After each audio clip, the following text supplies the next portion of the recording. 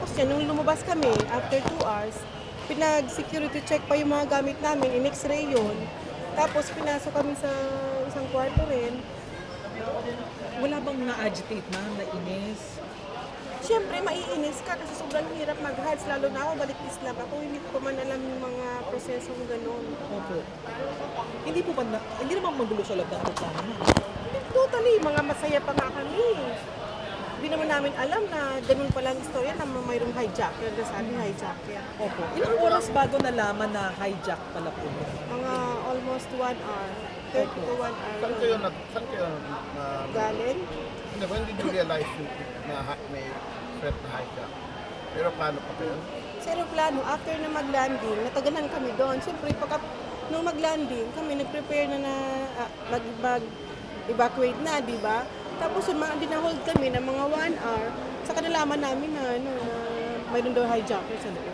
Pero hindi mo alam saan yung hijacking. Yan din namin alam. Hindi mo alam So, na... di ba kayo nagtaka bakit may hijack na gano'n pero wala naman kayo nakikita hijack? Wala naman kasi kalmado naman eh. At saka dumaan naman sa X-ray machine sa Saudi Arabia ang mga gamit namin. Paano mangyari? What do you wish, ma'am, na dapat nangyari pero hindi nangyari?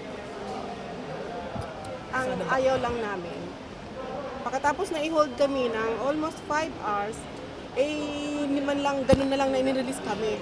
Na yung damage sa amin, wala lang ba yun? Hindi kayo pinakain. Hindi pa kami nagtanghalian. Wala pang ano doon, ma'am, walang nagbigay ng assistance, pagkain. Wala po, puro lang wait lang. Kailan niyo nalaman na wala kami?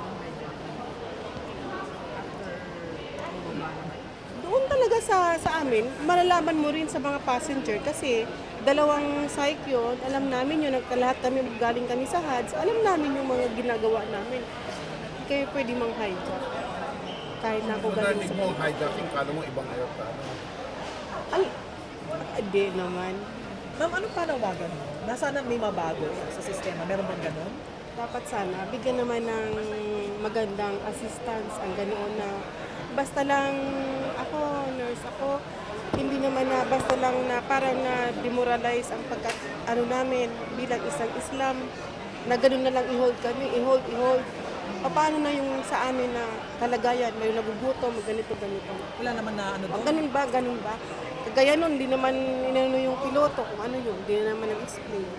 Ma'am, after ng lahat itong nangyari, anong nararamdaman niyo personally? Siyempre personally, lalo tayo ba, professional tayo, may galit ka kasi hindi makatarungan yung mga ginagawa mo. I-hold ka lang ng gano'n. Dapat depensahan din ng gobyerno ang nararamdaman namin ng Islam. Ako balik Islam. Pero wala kayong feeling na panic kung narinig mo ang hijacking. Walang panic kasi wala naman totally mga kakilala namin ng mga sakay. Ano problema dyan? Ina-explain ko lang naman. Siyang side namin. Pangalan po nila, ma'am? Pangalan niyo, ma'am? Anong pangalan nila? Wag na ho. Kailangan, ma'am. Ha? Sige na.